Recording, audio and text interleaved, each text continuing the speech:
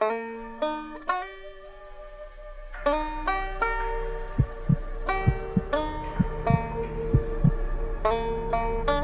name is Evan. I'm 28 years old. After my divorce, I moved to a small town named Chatham in Alabama. Apart from my parents' house, I didn't really have anywhere else to go, so I came to live in my grandfather's old house. He passed away a few years ago and left the place to us. It's about 10 minutes outside town, sitting on 10 acres surrounded by woods. It's real quiet out there. I thought I'd enjoy that. The house is old, wood floors that creak, doors that stick, the kind of place that always feels a little cold no matter how high the thermostat is. But it was free, and I didn't have a better option. The first few nights were normal. I unpacked and cleaned. I spent the evening sitting on the porch with a beer. It was peaceful. No traffic, just the wind through the trees and the occasional owl. But then the noises started. The first time I heard it was on the 7th night. I had just gotten into bed around midnight. I was almost asleep when I heard whistling outside. It wasn't a song I recognized, just a slow, broken tune, off-key. It sounded like someone walking through the woods behind the house, whistling as they went. It creeped me out, but I figured it was some hunter or drunk neighbor. The next night, it happened again. Same time, same tune, but this time it sounded closer. I got out of bed and turned on the porch light, but I didn't see anyone. I went outside with a flashlight and checked around the yard. Nothing. No tracks, no sounds of someone running off, just the whistling, fading deeper into the woods. I tried to ignore it. For a couple of nights, I just stayed in bed and tried to sleep through it, but every time, the whistling would start around 1:17 a.m. I know that sounds like a random number, but I swear it was always around 1:15 or 1:19, somewhere there. It was like clockwork. I started thinking maybe someone was messing with me on purpose, someone who knew I was out there alone. I called the sheriff's office a few days later. An old deputy, who I'll call Deputy H, came out. He'd been in the job a long time. When I told him what was happening, he got real quiet. He said word for word, "Your granddaddy used to call us about the same thing. Said someone was whistling around the property late at night, always in the spring. We never found anything. I figured he was just getting old, but now you're hearing it too." That shook me. I had no idea my grandfather dealt with this. Deputy H told me to keep the doors locked and stay inside after dark. I started doing that. Not like I wasn't already. I double-checked every window. One night I even put chairs under the doorknobs, but the whistling kept coming. Closer every night. One night I heard it behind the shed. It was louder than usual, like the person was standing right outside. I grabbed my flashlight and looked through the blinds. I didn't see anyone, but I didn't dare go outside. The next night, I heard it from the front porch, right by the door. 3 long whistles, then silence. The night after that, it came from under the floorboards, I swear to God.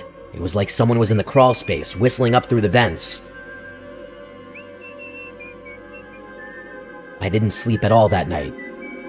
I started digging through the attic the next day, trying to find anything my grandfather left behind. I found a box of his journals. He wrote about the whistling. He said it happened every spring for over 10 years. He didn't know who it was, but he thought it was someone watching the house.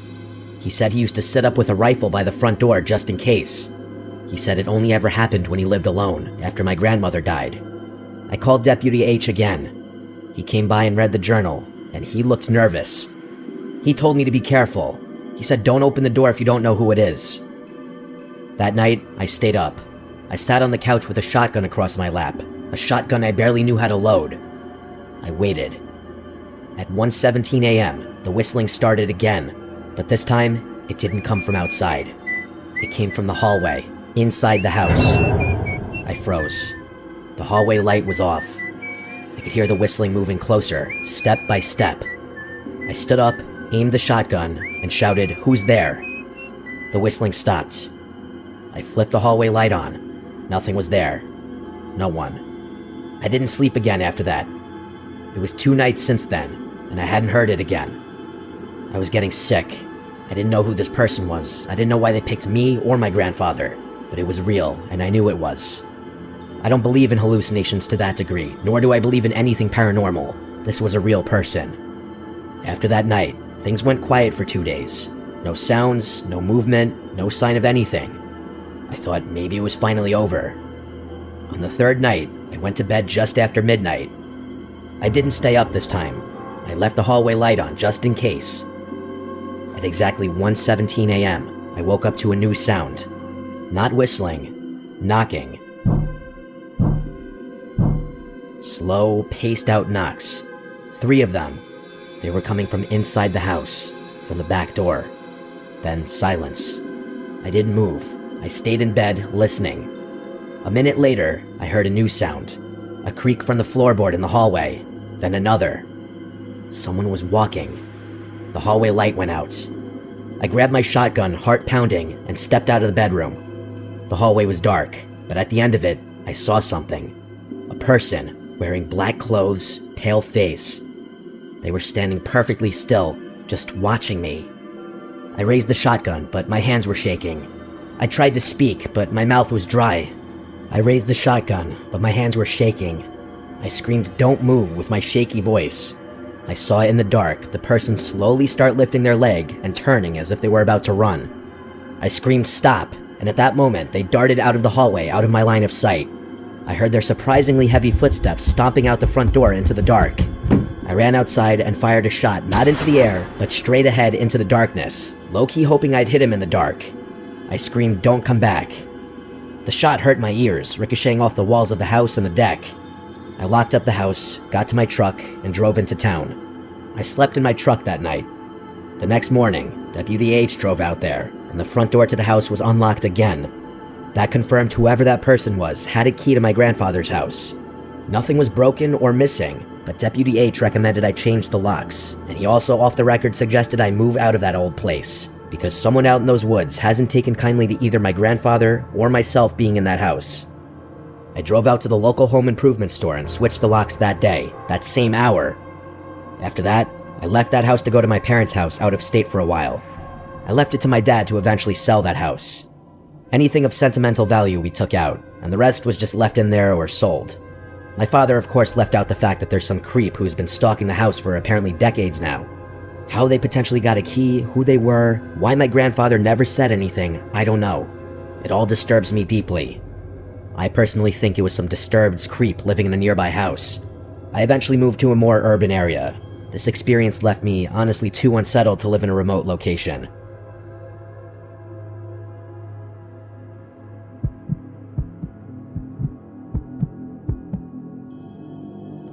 I'm 16 and live in the city now, but I've spent the first 8 years of my life in the countryside. For some people, it might seem weird, as I was allowed from a very young age to walk around the small village without being supervised by my parents. The area itself wasn't very big, and the entire population was about 90 people maximum. Basically, everyone knew everyone, to the point that me and my friends remembered the car numbers and whom they belonged to. It was a hot summer day. My friend and I, who I'll call Julian, were dead thirsty for some Coca-Cola. Back then, soda was very cheap at those little supermarkets, and we really needed a couple of pennies to get the right amount of money to buy 2 cans. Luckily, an old woman called us from her house. She explained that she was going to make some mint tea for everyone since her birthday was coming up. The issue was, she ran out of mint plants, so she told us that if we'd fill 2 plastic bags with mint leaves, she would buy us as much soda as we wanted. Julian and I thought it was a great idea, since I didn't want to ask my parents for any money. Soon later that day, we started digging. The sun was literally frying our foreheads, and our clothes were soaked in sweat. We searched for mints, but despite our efforts, we barely filled half of the first plastic bag. Both of us were very mad, since we knew there was no way we would actually manage to gather enough leaves before the sun went down. Still, we kept walking and looking around, hoping that some miracle would happen and we would find a field full of plants. Suddenly, 2 tall guys approached us, completely out of nowhere, and when I say tall, they were probably like 5'7", yet they seemed like giants to our 7-year-old selves. And what surprised me the most was that they were both covered in black clothes, with large hoodies and tight pants. None of them looked older than 17, despite being very hard to make out their facial features. They talked to us in a very friendly, childish voice, their words carefully chosen to not raise any suspicion. "Are you kids both alone?" Julian looked at me. He seemed a little worried, and made a hand gesture that signed to leave. Unfortunately, body language was never my cup of tea, so I didn't understand what he wanted us to do. I shifted my attention back to the two guys and spoke in a rather cheerful voice saying, "Yeah, we're actually looking for some mint plants," and then asked where we could find a bunch of those. We've been looking for so long and we're really tired. Now, I'm not really sure, but I have a short flashback of one of the two guys smirking when they heard what we were looking for. One of them crouched next to me and patted my head. Julian quickly came close to me, pulling me back by the arm a little when he saw the guy touching me. His expression was serious, almost a little panicked, and he asked, "Who are your parents?" You see, from where I come from, that question requested the answer to be by last name, since there were so few people, not many new generations were born. So asking who your parents were was a common way to identify the entire bloodline of the person. Julian was born in the countryside, so he knew the people much better than me. I assume he was scared because he didn't recognize the two guys, and the fact that they were talking to two small kids without anyone around and even patting my head instantly sent a red flag to him. Just as he feared, they avoided the question, looking like I was their main interest. "Actually, I've seen a big field of mints. You see that hill over there? That's where we come from. If you want, we could lead you to the field and help you fill those bags, or even more." Of course, we knew that hill. Julian and I and the other kids would play hide and seek in its forest at night, and it was such fun I can't even describe it. But still, not once have I ever seen any sort of mint field. After all, the only things that grew there were corn, grapes, and some watermelons. Again, I was a very idiotic kid, and all of those red flags meant nothing serious to me. I nodded eagerly, pulling Julian by the arm to come with me. The guys seemed satisfied, and began to lead the way. We were walking further and further away from the village, and I could feel my friend's hand tremble in mine. At that point, I felt a sudden shiver down my spine, as the village was now completely nowhere to be seen. The forest was right in front of us, and I could see that there was no trace of any field of mint. I tried asking the guys where we were going, but they gave very vague answers like, "You'll see," or "Just be patient." I began to sweat as well, and slowed my steps a little. Panic was rushing through my veins, and I quickly realized something bad was going to happen, but for some reason, I couldn't stop walking. I knew for sure that if either of us tried to step back, something really, really bad would happen. Then, very discreetly, Julian came close to my ear, and I still get chills remembering this so vividly. He whispered as silently as he could, "There's something wrong with these two. Run." That was the last thing I heard when Julian began sprinting downhill like crazy, his hand not breaking contact with mine for a single second. I was running as if my life depended on it, and it probably did, actually. I could hear the two guys curse, and eventually they started chasing us from behind. I started crying loudly with fear, not stopping in my tracks. I'm sure I wasn't even breathing, and I can't understand how in the world I ran for almost 2 kilometers back into the village without a break, or a breath. The woman who asked us to look for the mint saw us both, full of tears and sweat. Our faces were pale, as if all the blood left our bodies in that very moment. At some point as we got closer to the village, those guys must have stopped following us. She calmly took us inside and gave us some chocolate to feel better. She asked what had happened, and Julian was the one to tell her since my mouth was completely paralyzed. As soon as he finished, the woman gave us a worried look and scolded us for being so stupid. Well, scolded Julian, as he lied, saying I didn't want to follow them and he insisted on trusting the guys. After that incident, he wasn't allowed to come outside and play for a month, while I needed lots of time to recover from the small trauma. I never found out who those guys were, or what they wanted from us. Looking back now, much older, I can likely guess, and that doesn't sit well with me. While we were running, there was a huge chance I could have tripped and fell, since running downhill at that speed was very risky. If it wasn't for Julian, who is now my boyfriend, I don't even want to imagine what those guys would have done to us.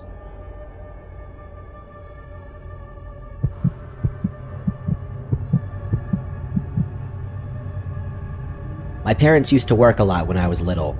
They both had to work 2 jobs because they needed extra support for me and my older brother Cameron.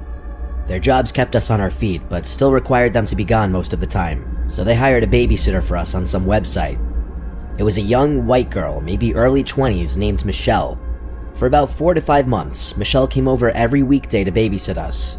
Me being 7 and Cam being 8, we both loved having Michelle around.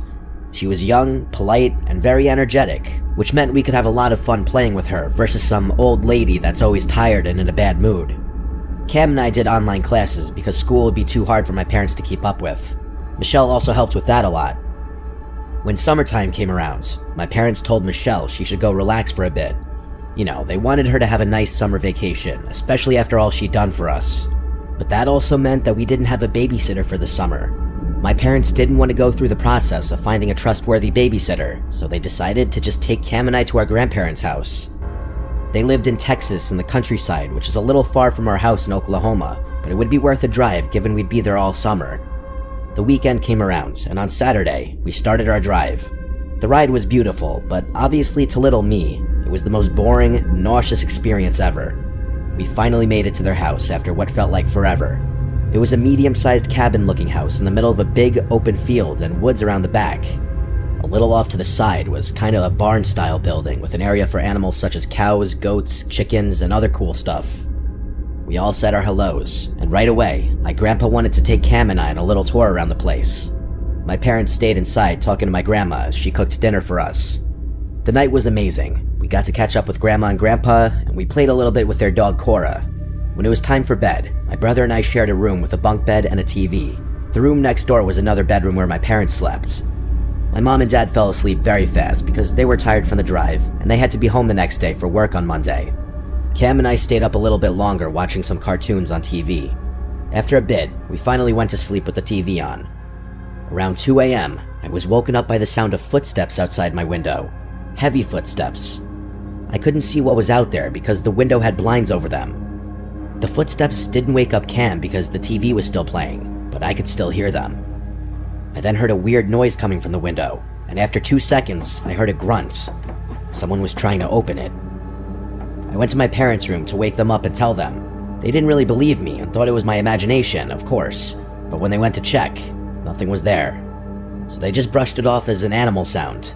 We were in the middle of nowhere after all, and maybe my kid brain really did think it was something it wasn't. I fell back asleep after 5 minutes of just laying there. In the morning, I woke up to the delicious smell of my grandma cooking breakfast as my parents were packing to go home. We all ate together, then my parents were off. Once they left, my grandpa took Cam and I to go feed the animals while taking Cora on a walk. I wanted to have Cora's leash, so my grandpa handed it to me, saying to hold on tight. As we were walking along the trail, I found myself having to pull Cora a little bit every 5 seconds. When I finally looked to see why she wasn't walking, I saw her staring at something. She was staring in the woods. I was a little scared to look in the direction, but when I did, I saw a black figure standing there staring at us. Even though it was all black, I could tell he was looking at us. He was half behind a tree with his hands on the wood, as if he were trying to peek over, but with his whole body. I turned to my grandpa to tell him, but him and Cam were already like 15 feet ahead of me. I ran to catch up with them while having to pull Cora a little bit, but once I told my grandpa about the man in the woods, the man vanished. It was like he was never even there. I thought I would have been able to see him if he ran off, but where could he have gone? My grandpa heard about what happened the night before, so me telling him something like that couldn't be me playing tricks on them. I could tell in his face that he was concerned, but he just told me that it was okay and that it was probably a deer in the distance, and that when I ran, I scared it off. After we fed the animals, we went back to their house. We enjoyed the rest of the day watching movies and playing outside in the sprinklers. That night, my grandma made the best dinner too. There was a lot of food, so after eating, I was really tired. I took a quick 10-minute bath and headed right to mine and my brother's room. Again, we watched cartoons for a bit and fell asleep. Around 1 a.m., I was woken up by the sound of humming outside the window. It was humming to the theme song of Cyber Chase, the show that was playing. Cam, being the heavy sleeper he was, didn't wake up to it. And as I said earlier, the blinds were over the window, so I couldn't see what it was. But I knew for sure at this point it had to be a person. At first, I thought it was my grandpa outside smoking, and for some reason he started humming the intro because he heard it through the window. Of course, that was a dumb explanation, but me being the kid I was, I yelled out, "Grandpa?" The humming stopped. After 30 seconds of no sound, I then heard, "Hey, it's Grandpa. Come out here, kid. I want to show you something cool." I then proceeded to put on my shoes and went outside. There were no lights, but I remember how beautiful the night sky looked. I finally got to my window where I saw my grandpa standing. He reached out his hand for me to grab it. I took his hand, and he started leading me towards the barn. I tried talking to him, asking where we were going, but no answer. I started to rethink what was happening. Why would my grandpa be outside at 1 a.m. showing me something cool? Why was he wearing a sweater with the hood up? Then I looked at my grandpa's hand and really paid attention to it, only to realize it wasn't my grandpa's hand. It was the hand of someone much younger. I tried to pull my hand away, but his grip only got stronger. I didn't want to let him know I knew something was wrong. so I stayed quiet, even though my heart was pounding. Then I looked behind him and noticed a long handle sticking out of the back of his pants. That's when I really panicked inside. Suddenly, I heard my grandpa's voice calling from the house. I didn't say anything back, but the man turned his head toward the sound. In that moment of distraction, I yanked my hand free and started to back away. The man stood there for a second, then suddenly bolted toward the woods.